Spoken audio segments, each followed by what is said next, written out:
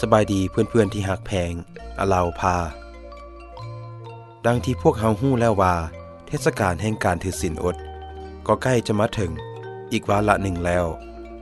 ในบ่เท่าใดเดือนข้างหน้าโดยอิงตามปฏิทินบาดี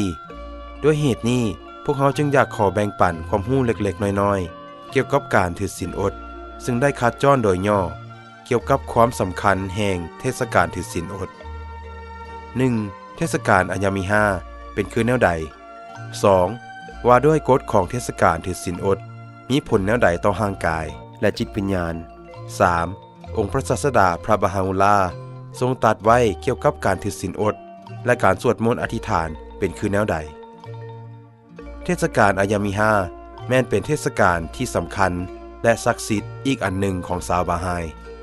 ซึ่งทุกคนต่างก็ได้รอคอยเพื่อต้อนรับวันดังกล่าวที่จะมาถึงด้วยจิตศรัทธาแห่งความหักในพระผู้เป็นเจ้าและองค์พระศาสดาพระบาฮาอุลลาห์โดยเป็นที่จดจำกันว่าเป็นเทศกาลแห่งการให้ในภาษาเปอร์เซียเอิ้นว่าอัญญามิฮาหรือภาษาสากลเอิ้นว่า Intergallery Day อิงตามกฎปฏิทินของศาสนาบาฮายแม้น1ปีมี19เดือนและ1เดือนมี19วันซึ่งรวมจะมีอยู่361วันต่อปี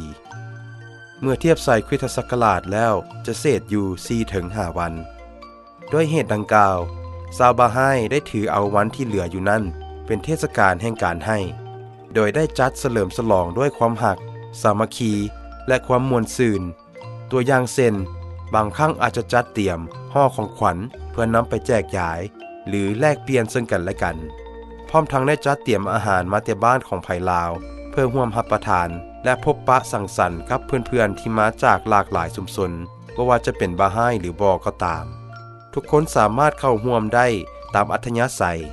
นอกจากนั้นก็ยังได้ช่วยเหลือสังคมภายนอกตัวอย่างเช่นเต้าโฮมกันไปบริจาคเลือดและแจกจ่ายสิ่งของให้แก่ผู้คนอ้อมข้างและอื่นๆอิงตามความศรัทธาของแต่ละบุคคลและวาระโอกาสอำนวยหลังจากนั้นแล้วชาวบาฮายก็มีโอกาสได้เตรียมพร้อมที่จะเข้าสู่เทศกาลแห่งการถือศีลอดเป็นเวลา1เดือนเต็มของเดือนบาฮายก็คือ19วันนั่นเองการถือศีลอดนี้อิงตามกฎของศาสนาบาฮายก็คือขององค์พระศาสดาพระบาฮาอุลลาห์ทรงได้บัญญัติเอาไว้ในพระคัมภีร์กิตาบีอักดัสดังนั้นบ่ว่าจะเป็นบุรุษหรือสตรีที่มีอายุครบ15ปีขึ้นไปแม้นสามารถปฏิบัติกฎของการถือศีลอดได้ข้อยกเว้นสำหรับผู้ที่บ่ควรถือศีลอดมีดังลุ่มนี้หญิงที่ถือพาหญิงให้นมลูกผู้มีสุขภาพอ่อนเพลียป่วยผู้ออกแรงงานหนักและผู้เดินทางไกลภาคปฏิบัติในการถือศีลอดมีดังนี้ผู้ที่ถือศีลอดจะต้องละเว้นจากการรับประทานอาหารและเครื่องดื่มทุกชนิดเริ่มตั้งแต่พระอาทิตย์ขึ้นจนถึงพระอาทิตย์ตกจึงสามารถกินดื่มได้ตามปกติผู้ที่ถือศีลอดจะต้องปฏิบัติเช่นนี้ตลอดไปจนครบ19วันเต็มความสำคัญของการสวดมนต์อธิษฐานบังคับและการถือศีลอดในการทบทวนการนำเอากฎของพระบาฮาอุลลาห์มาใส่เพิ่มเติมในช่วง4ปีที่ผ่านมาธรรมสภายุติธรรมแห่งสากลตัดสินใจว่าเป็นเรื่องสำคัญสำหรับบาฮายทุกคนที่จะฮู้แจ้งให้เลิกซึ้งถึงพระพรที่ประทานมาให้โดยกฎที่เป็นกุศลต่อการบำรุงการสวดมนต์อธิษฐานในชีวิตของส่วนบุคคลและชุมชนส่วนหนึ่งของกฎเหล่านี้คือการสวดมนต์อธิษฐานบทบังคับและการถือศีลอดซึ่งพระผู้ทรงความงามพรรณนาไว้ว่าเปรียบเสมือนปีกสองข้างของชีวิตมนุษย์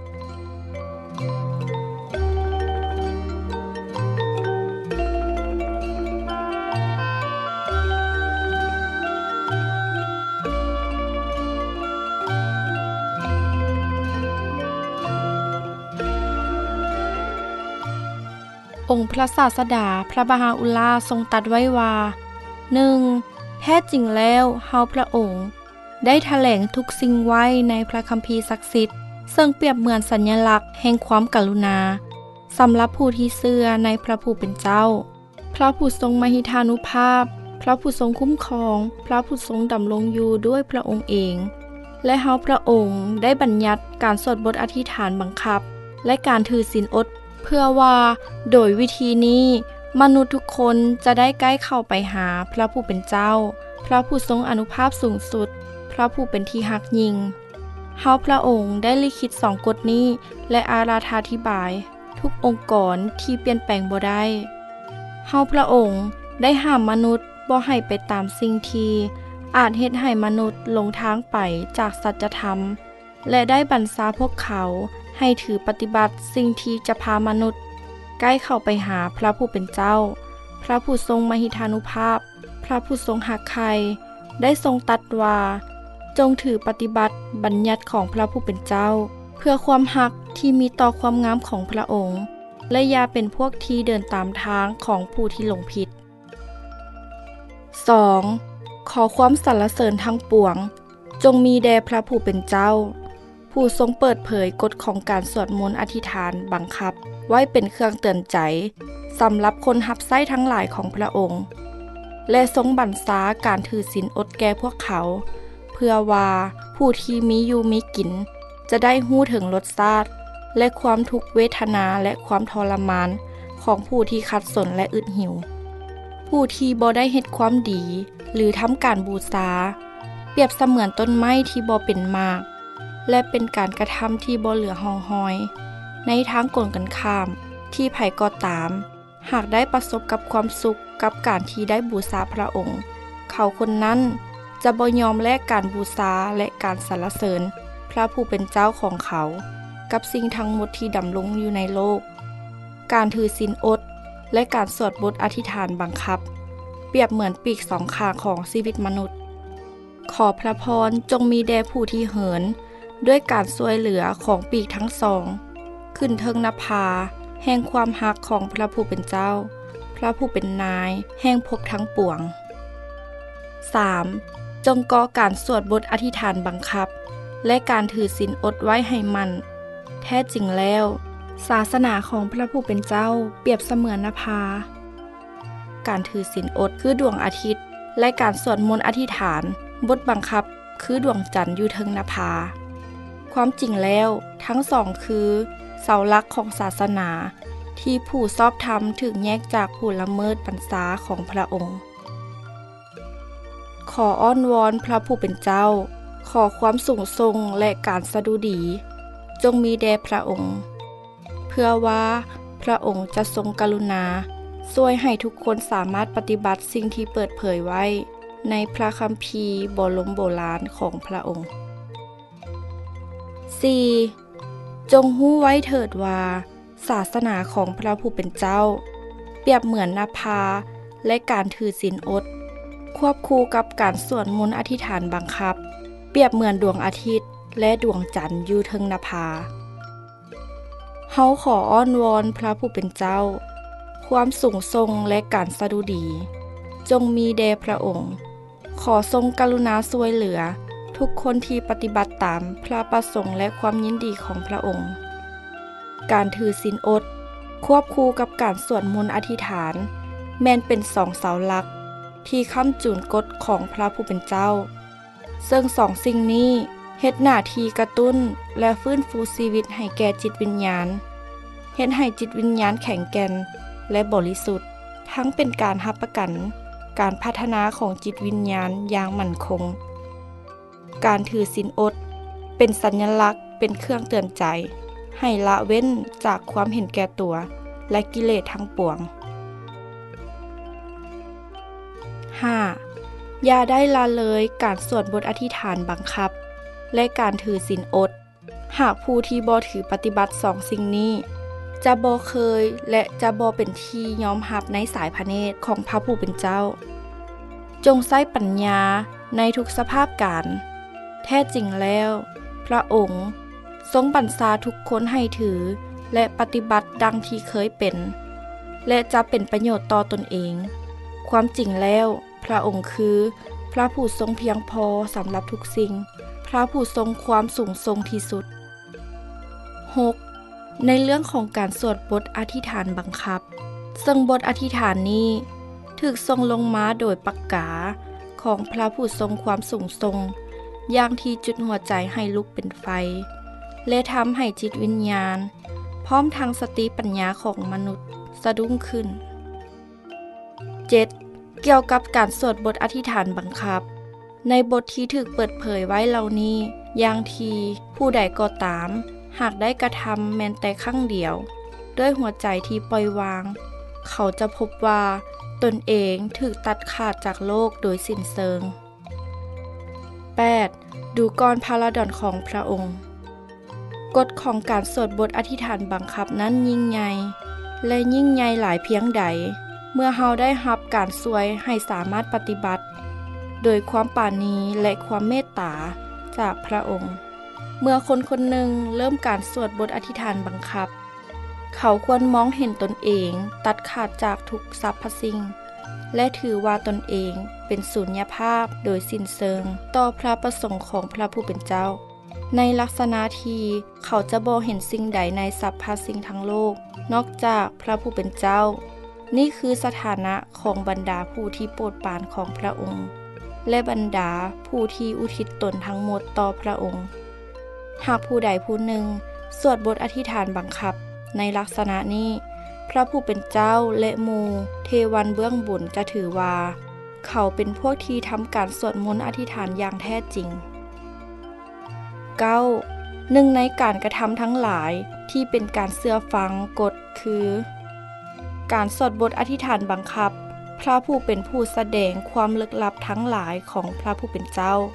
ทรงเรียกการสวดบทอธิษฐานบังคับว่าเป็นขั้นใดที่ไต่ขึ้นสำหรับศาสนิกชนอิทธิพลและประโยชน์หลวงหลายที่ถูกเสื่องซ่อนและปกปิดไว้ในการสวดบทอธิษฐานบังคับซึ่งแท้จริงแล้วเกินกว่าจะคำนวณได้หากเขาละทิมขั้นใดที่ไต่ขึ้นนี้และผูกพันกับทรัพย์สมบัติทางโลกพวกเฮาจงพยายามและหวังว่าจะได้รับการช่วยเหลือให้กระทำสิ่งที่บริสุทธิ์และเป็นที่ยอมรับเฮาขอวิงวอนพระผู้เป็นเจ้าแห่งความสูงส่งและการสดุดีจงมีแด่พระองค์การสวดมนต์อธิษฐานแม้นเป็นช่วงเวลาสนทนาระหว่างมนุษย์กับพระผู้เป็นเจ้าการสงบจิตและสมาธิเป็นช่วงเวลาที่มนุษย์รับรู้หรือรับฟังจากพระผู้เป็นเจ้า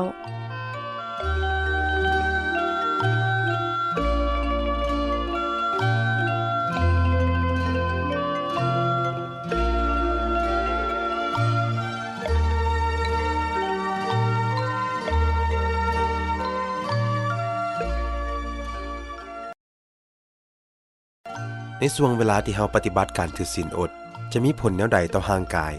ในยามที่ร่างกายเข้าสู่สภาวะของการอดอาหารประมาณ12ชั่วโมงภายหลังจากรับประทานอาหารคาบสุดท้ายมันได้ดึงเอาธาตุกลูโคสที่เก็บไว้ในตับและตามกล้ามซีนซึ่งเป็นแหล่งต้นต่อของพลังงานไขมันจึงถูกนำใช้ในขั้นต่อไปซึ่งแหล่งพลังงานคือธาตุน้ำตาลเหล่านี้จะถูกนำใช้โดยทันทีขบวนการเหล่านี้จะส่งเสริมการลดน้ำหนักและยังช่วยป้องกันการสูญเสียกล้ามเนื้อน้ำอีกด้วยภายหลังจากการถือศีลอดได้ 2-3 วันสารพิษที่ตกค้างตามไขมันในร่างกายจะถูกทำลายและบรรดาฮอร์โมนเช่นเอนโดรฟินที่ปรากฏอยู่ในเลือดจะมีระดับสูงขึ้นซึ่งจะช่วยปรับปรุงการป้องกันภัยและก่อให้เกิดความรู้สึกว่าร่างกายโดยรวมแล้วอยู่ในสภาพที่ดีควรจะรับประทานอาหารประเภทใดดีในช่วงการถือศีลอดการควบคุมโภชนาการที่มีความสมดุล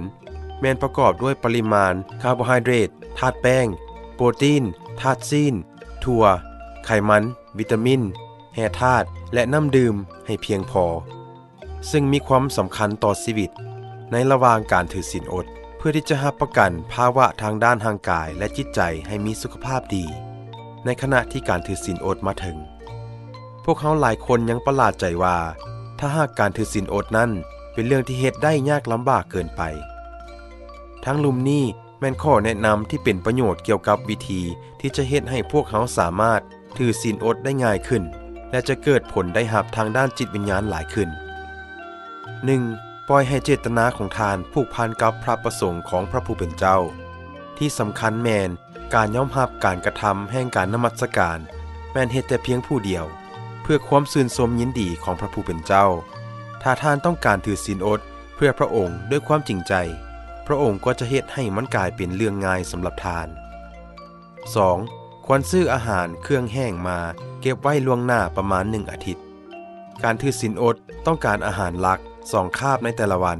ท่านอาจจะซื้ออาหารที่ท่านต้องการเก็บไว้ให้กุ้ม1อาทิตย์พอท่านจะบ่ต้องเสียเวลาและเหือแหงสำหรับการจับจ่ายซื้อเครื่องของเพื่อเป็นการยับยั้งการล่อใจบ่ให้จับจ่ายหลายขึ้นเกินความต้องการ 3. การกล้าเกี่ยมตัวเองอ่านบทเฮียบเกี่ยวกับความสำคัญของบทอธิษฐานภาคบังคับและการถือศีลอดเพื่อให้เข้าใจหลายขึ้นเกี่ยวกับพันธะหน้าที่ทางจิตวิญญาณให้มั่นใจว่าท่านมีตารางที่พิมพ์ไว้เกี่ยวกับเวลาพระอาทิตย์ขึ้นและตกโดยเทียบกับเวลาในเขตที่ท่านอาศัยอยู่สำหรับ1 เดือนในบอนที่ท่านสามารถตรวจสอบอ้างอิงได้โดยง่ายท่านควรจะหลีกเว้นจากเครื่องดื่มที่มีสารคาเฟอีนธาตุกาแฟเส้นโคกเป๊ปซี่กาแฟหรือน้ำสาระหว่างช่วงแห่งการถือศีลอด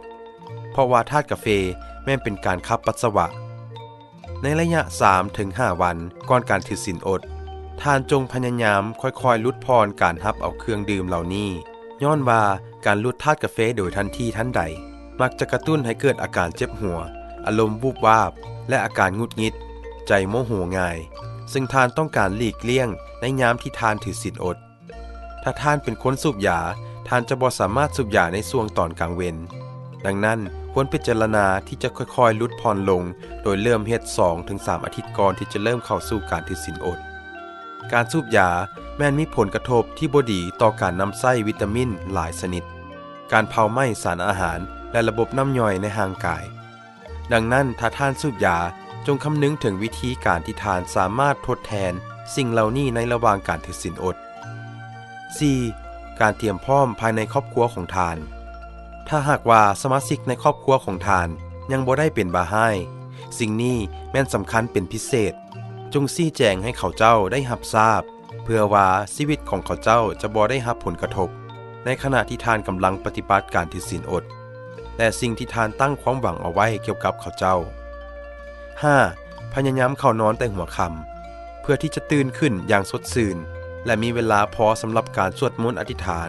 พร้อมทางกล้าเกี่ยมอาหารคาบเช้ามืดก่อนพระอาทิตย์ขึ้น 6. รับประทานอาหารแบบพอเพียงและพรลงส่วนทางกับแนวความคิดทั่วไปนักโภชนาการและนักควบคุมอาหารการกินแนะนำว่าผู้คนมีแนวโน้มที่จะมีน้ำหนักเพิ่มขึ้นในระหว่างการถือศีลอดเมื่อเปรียบเทียบกับส่วนที่เหลือของปีซึ่งเป็นผลมาจากการปฏิบัติที่บ่ถูกต้องและการกินอาหารที่บ่ได้รับการวางแผนที่ดีเพื่อหลีกเลี่ยงจากการแพร่ลามของเหตุการณ์ในเรื่องของปัญหาเกี่ยวกับกระเพาะอาหารและการย่อยอาหารยังมีนิสัยการกินอีกหลายอันหลายแนวที่ควรปฏิบัติตามในระหว่างการถือศีลอดบ่มีความจำเป็นที่จะต้องรับประทานอาหารให้เกินขนาดก่อนพระอาทิตย์ขึ้นเพื่อนบาฮายบางคนกินอาหารคาบเช้าหลายกว่าปกติโดยคิดว่านี่แม่นโอกาสสุดท้ายของข้อยที่จะกินอาหารให้ได้หลายเท่าที่จะกินได้ก่อนที่จะอึดหิวจนฮอดพระอาทิตย์ตกการถือศีลอดบ่คือกันกับการเฮ็ดให้ร่างกายอึดหิวดังนั้นจงรับประทานอาหารแต่พอประมาณร่างกายมีกลไกที่มีความสม่ำเสมอที่กระตุ้นการเฮ็ดเวียกในระหว่างการถือศีลอดมีการนำไส้ไขมันในร่างกายอย่างมีประสิทธิภาพการเผาไหม้สารอาหารโดยพื้นฐานแม่นต่ำลงในระหว่างการถือศีลอดการลดพรอาหารแม่นน้อยกว่าปริมาณปกติที่ร่างกายรับเอาอาหารแต่ร่างกายเก็บเอาแร่ธาตุและวิตามินที่จำเป็นได้อย่างเพียงพอที่จะเฮ็ดให้คนเฮามีสุขภาพดีและแข็งแรงห้าวหันในระหว่างการถือศีลอด 7. จงอย่าได้หลีกเว้นการรับประทานอาหารคาบเช้ามืดมีบางคนบ่มักการตื่นแต่เช้ามืดและมักจะรับประทานอาหารจนอิ่มหลังจากเที่ยงคืนหรือก่อนเข้านอนก็เลยหลีกเว้นการรับประทานอาหารเช้าไปพร้อม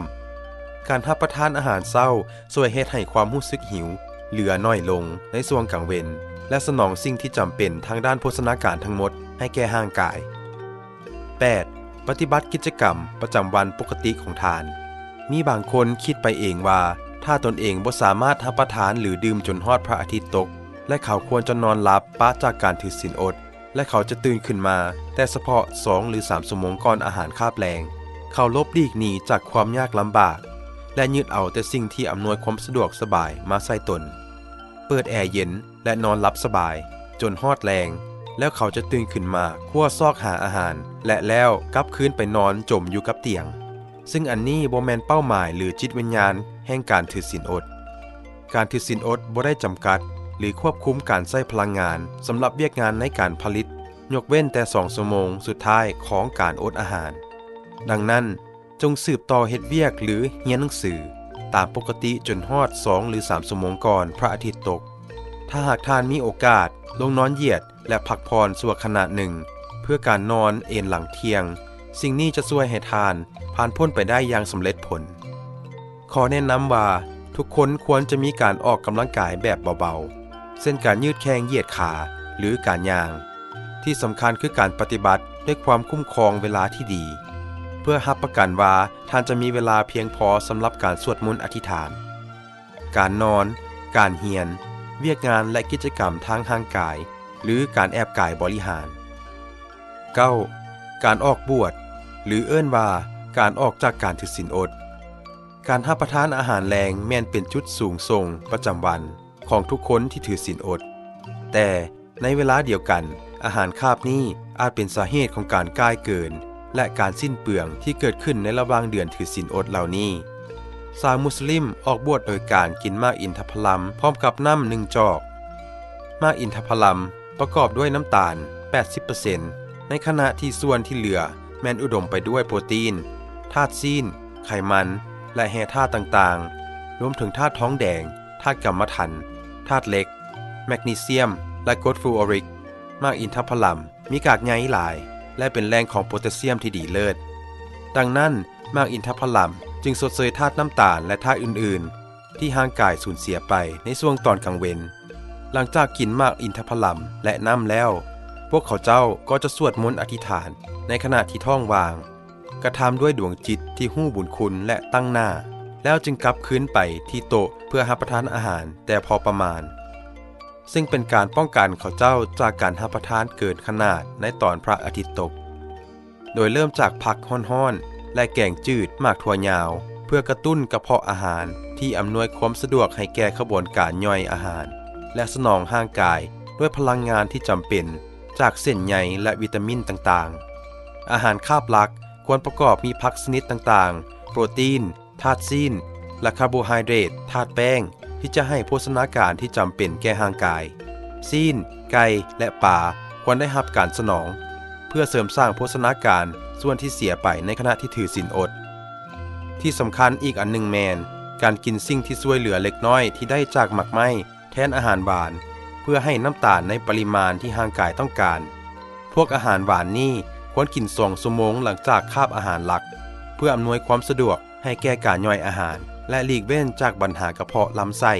หมักไหม้และถั่วรวมหลายชนิดผสมกันอาจกินเป็นอาหารว่างก่อนเข้านอนและต้องมั่นใจว่าทานดื่มน้ำเพียงพอเพื่อป้องกันอาการขาดน้ำอาทิตย์ทำอิฐของการอดอาหารแม่นจัดให้ร่างกายเข้าสู่รูปแบบของการอดอาหารและโดยจุดกลางพวกเขาส่วนหลายแม่นจัดระเบียบชีวิตใหม่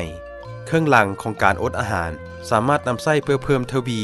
การสุมไส้ของพวกเขาในบทสวดมนต์อธิษฐานและการเชื่อมโยงทางจิตวิญญาณเข้ากับพระผู้เป็นเจ้าการอดอาหารอย่างสม่ำเสมอแม้นสร้างความเสียหายให้แก่ร่างกาย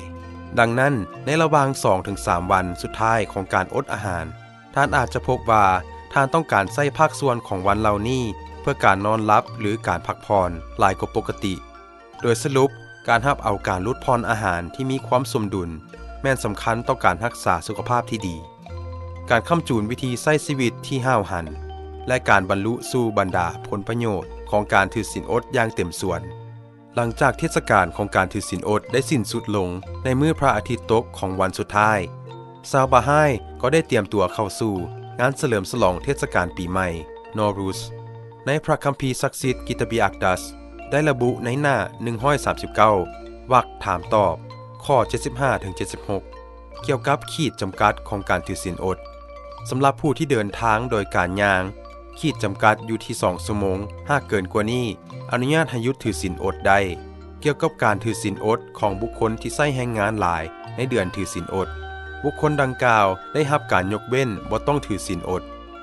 อย่างใดก็ตามเพื่อแสดงความเคารพต่อกฎของพระผู้เป็นเจ้าและเพื่อฐานะอันประเสริฐของการถือศีลอดเป็นที่น่าสมเสยและเหมาะสมอย่างยิ่งที่จะรับประทานแต่เพียงเล็กน้อยและเป็นส่วนตัว